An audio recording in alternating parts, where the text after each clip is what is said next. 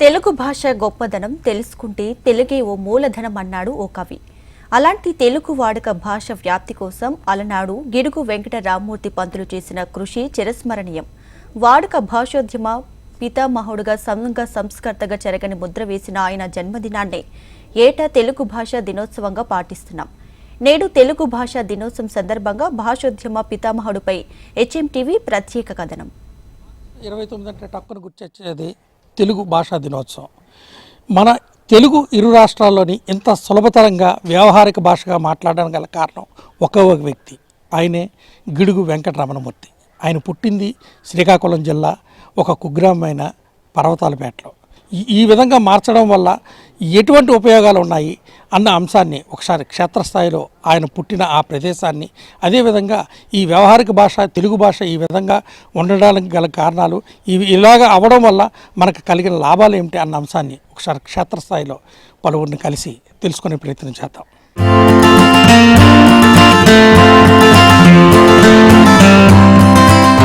గ్రాంథిక భాషలో కఠినంగా ఉన్న తెలుగు వచనాలను ప్రజల వాడుక భాషలోకి తీసుకువచ్చి వ్యావహారిక భాషలోని అందాన్ని వెసులుబాటును లోకానికి తెలియచెప్పిన మహనీయుడు గిడుగు వెంకట్రామమూర్తి. గిడుగు పంతులయ్య అంటూ సిక్కోలు వాసులు ముద్దుగా పిలుచుకునే వెంకట రామమూర్తి శ్రీకాకుళం జిల్లా సరుబుజ్జిలి మండలంలోని పర్వతాలపేట అనే కుగ్రామంలో 1863 ఆగస్టు 29న వెంకమ్మ వీర్రాజు దంపతులకు జన్మించారు. తండ్రి వీర్రాజు పర్వతాలపేట ఠాణాలో రెవెన్యూ అధికారిగా పనిచేస్తూ ఉండేవారు. 1875 సంవత్సరం వరకు రామ్మూర్తి పంతులు ప్రాథమిక విద్య స్వగ్రామంలోనే సాగింది. 1879లో తండ్రి మరణానంతరం విజయనగరంలోని తన మేనమామ ఇంట్లో ఉంటూ మహారాజా వారి ఇంగ్లీషు పాఠశాలలో ఆయన 1875 నుంచి 1880 వరకు చదివారు. 1879లో మెట్రికులేషన్ పరీక్ష పాస్ అయ్యారు.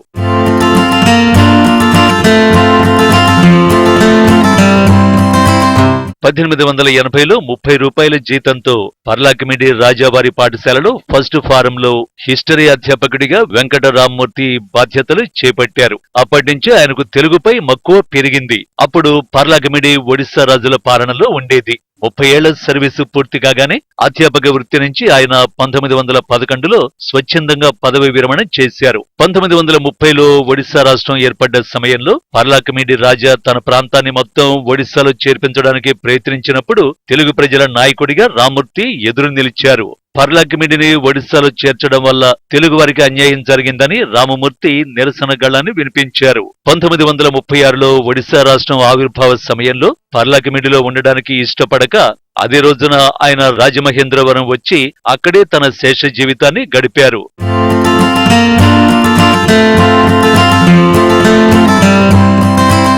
హైస్కూల్లో చరిత్ర పాఠాలు చెప్పే రోజుల్లోనే దగ్గరలో ఉన్న జలమూరు మండలంలోని శ్రీముఖలింగం దేవాలయంలో చారిత్రక శాసనాల లిపిని వెంకట రామమూర్తి అధ్యయనం చేశారు. గాంగ వంశీయుల గురించి ఇంగ్లీషు వ్యాసాలు రాశారు.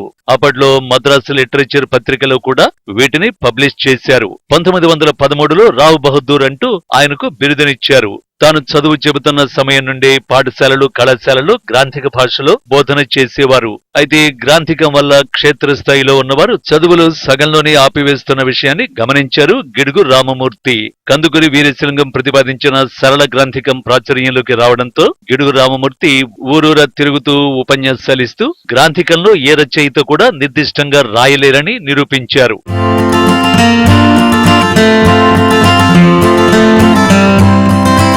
1919లో గిడుగు తెలుగు అనే మాసపత్రికను స్థాపించి వ్యాసాలు రచనలు వ్యావహారిక భాషలోనే రాశారు. 1919 ఫిబ్రవరి 28న రాజమహేంద్రవరంలో కందుకూరి వీరేశలింగం అధ్యక్షుడిగా, గిడుగు కార్యదర్శిగా వర్తమానాంధ్ర భాషా ప్రవర్తక సమాజం అనే సంఘం ఏర్పాటు చేశారు. 1936లో ప్రతిభ అనే సాహిత్య పత్రిక ప్రారంభించారు. 1940 జనవరి 15వ తేదీన ప్రజామిత్రలో వ్యవహారిక భాష యొక్క గొప్పతనాన్ని తెలిపి భాషా వ్యాప్తికి ఇదే పునాది అంటూ సహకారం కోరారు. అప్పటి నుండి గ్రాంథిక భాష గ్రంథాలలో కనపడేదే గాని ఎవరి నోట వినపడేది కాదు. తన జీవితాంతం కూడా ఈ వ్యావహారిక భాష ఉద్యమం కోసం తీవ్రమైనటువంటి కృషి చేసినటువంటి మహానుభావుడు గిడుగు రామ్మూర్తి పంతులు గారు. ఆయన అచ్చ తెలుగు పిడుగు గిడుగు అంటారు ఆయన్ని. అటువంటి అచ్చ తెలుగుతో కూడినటువంటి భాషని, ప్రజల్లో నిత్య వ్యవహారంలో ఉన్నటువంటి భాషని సామాజిక వర్గానికి అందించాలని చెప్పేసి రచనలన్నీ కూడా వ్యావహారిక భాషలోనే ఉండాలని చెప్పేసి చాలా కృషి చేసినటువంటి మహోన్నతమైనటువంటి వ్యక్తి. వచన రచనలన్నీ కూడా వ్యావహారికంలోనే ఉండాలి. మన ప్రాచీనమైనటువంటి తెలుగు భాష సంస్కృతి సాంప్రదాయం అంతా కూడా సామాన్య మానవులకు అర్థమయ్యే రీతిలో వ్యావహారిక భాషలోనే ప్రయోగించాలని చెప్పేసి ఒక ఉద్యమాన్ని ప్రారంభించారు. గిడుగు రామమూర్తి పంతులకు 1934లో రైడర్ ఏ హింద్ అనే బిరుదు దక్కింది. 1913లో ప్రభుత్వం రావ్ సాహెబ్ పురస్కారాన్ని అందించగా 1938లో ఆంధ్ర విశ్వకళా పరిషత్తు కళా ప్రపూర్ణ అనే బిరుదుతో గౌరవించింది. అప్పట్లో కవి సమ్రాట్ విశ్వనాథ సత్యనారాయణ గిడుగు రామమూర్తి పంతులను సరస్వతి నోముల పంట అంటూ కొనియాడారు. మరో కవి పులిదిండి మహేశ్వర్ గ్రాంధికమ్మ నెత్తిన పిడుగు గిడుగు, వ్యవహార భాషోద్యమ స్థాపక ఘనుడు గిడుగు అంటూ ఆయనను ప్రశంసించారు. తెలుగు భాషను తన సర్వస్వంగా భావించిన ఆయన జనవరి 22, 1940న కన్నుమూశారు. మన ప్రజలకు, సామాన్య జనులకు ఏ భాష ద్వారా జ్ఞానం కలుగు చేయాల్సి ఉంటుందో, ఏ భాషలో గ్రంథ రచన సాగించాల్సి ఉంటుందో ఆలోచించండి. మీ చేతులలో పత్రికలున్నవి, పత్రికల ద్వారా మీరు ఎంతైనా చేయగలరు అంటూ గిడుగు రామమూర్తి ఇచ్చిన సందేశం ఇది.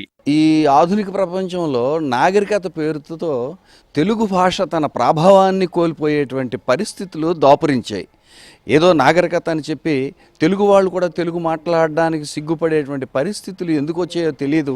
కానీ ఈ సందర్భంలో మనం గుర్తు చేసుకోవాల్సింది తెలుగు భాష ప్రభావాన్ని, తెలుగు భాషని వ్యావహారిక భాషగా మలచడానికి విశేష కృషి చేసినటువంటి దార్శనికుడు గిడుగు రామమూర్తి పంతులు గారు. ఆయన గొప్ప అపర మేధావి. ఆయన అటువంటి వ్యక్తులు ఈ సమాజానికి ఆదర్శప్రాయులు. వాళ్ళని గుర్తు చేసుకొని వాళ్ళని మనం ఆదర్శంగా తీసుకోవడం అన్నటువంటిది ఈ సమాజానికి అత్యంత ఆవశ్యకం. మరి ప్రభుత్వాలు మారుతున్న కొద్దీ ప్రస్తుతం ఆంగ్ల భాష మీద మక్కువ ఎక్కువైంది. మరి పిల్లలు కూడా ఆంగ్ల భాషను నేర్చుకుంటున్నారు, కానీ తెలుగు భాషని క్రమేణా మర్చిపోతున్నారు. దాన్ని మర్చిపోకుండా ఉండాలంటే మరి ప్రభుత్వం కూడా తెలుగుకి ప్రాశస్త్యం ఇవ్వాలి. కవులకు కానీ రచయితలకు కానీ వాళ్లకు సరి అయినటువంటి ఆదరణ లభించడం లేదు. మరి వారిని గుర్తించినట్లయితే మరి భాష మరింత తేజవంతంగా పెరుగుతుంది. ప్రస్తుతం సులభతరంగా తెలుగు భాషను వినియోగించేందుకు కృషి చేసిన గిడుగు రామమూర్తి గారిని గుర్తు చేసుకోవడం, ఆయన జన్మదినాన్ని తెలుగు భాష దినోత్సవంగా జరుపుకోవడం అదృష్టమన్నారు రిటైర్డ్ అధ్యాపకులు జగన్నాథరావు. నేటి తరం తెలుగు మరిచిపోతున్నారని ఆవేదన వ్యక్తం చేశారు. ఆధునిక యుగంలోని పరభాష పట్ల మక్కువ పెంచుకుంటున్నారు. పరభాష అవసరమే, కానీ పరభాషతో పాటు మన భాష కూడా అవసరమే అని చెప్పి వాళ్ళు నొక్కి వక్కానిస్తున్నారు. పాఠశాలలో కూడా చిన్నతనం నుంచి పరభాషతో పాటు స్వభాషను కూడా ప్రస్తుతం ఎక్కువగా విస్తృతంగా ప్రచారం చేస్తే బాగుంటుందని చెప్పి వక్తలు అంటున్నారు. ఈ తెలుగు భాషా దినోత్సవం సందర్భంగానైనా సరే ప్రభుత్వం తెలుగు భాషకి ప్రత్యేకంగా అందరూ దీనిపై మక్కువ చూపే విధంగా తగిన చర్యలు తీసుకుంటారని కోరుకుంటూ కెమెరామెన్ గోపితో వరప్రసాద్, HM TV, శ్రీకాకుళం.